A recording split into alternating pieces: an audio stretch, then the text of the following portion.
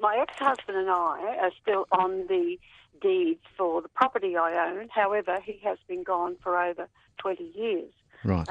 Has had no input or paid maintenance or rates, anything like that for the past 20 years. And I'm wondering whether I would be eligible, if that's the word, for squatters' rights.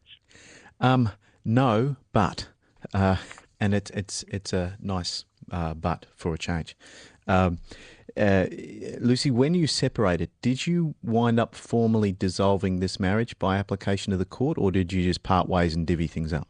No, we have a divorce. We were divorced over 20 years ago. Okay. When you say divorce, do you mean you got orders from the court about who got what property, or that you're free to remarry now? Yes, I'm free to remarry. Okay. But there was no property settlement at the time of divorce. Okay. So one of the side effects of formally dissolving the marriage, that application to dissolve the marriage is what the lawyers call divorce. Members of the public use the word divorce for all sorts of different reasons. But what that does is it starts the limitation clock running on an application to divide up your property. Now, the side effect of that is that your house is now owned 50-50 with your ex, and your ability to go to the family court or the federal court and say, well, we've separated and I've made all these contributions to the maintenance of this house over all of this time, so therefore the house should be mine, that time has expired. It expired many years ago, so 12 months or 13 months after the dissolution of your marriage. So what that means is that the starting point for ownership of this property is that you own it 50-50. Okay. You're going to have to run what's called, you could ask him to sign it over to you, and you could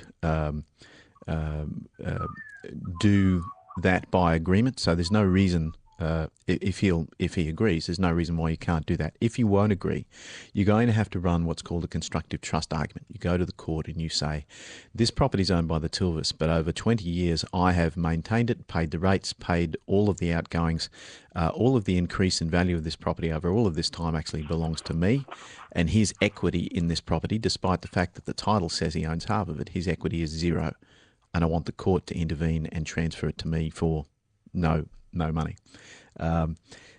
My thought would be that at some stage, if you get the opportunity, you contact him and you say, hey, listen, we just need to smarten up this business with the house. I'm sure you don't want to be paying the rates and any land tax on it that applies.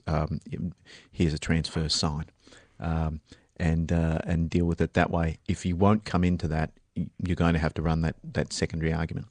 Okay. Lucy, thanks very much for your call. A constructive trust argument is what Guy advises. Is that a long road, Guy?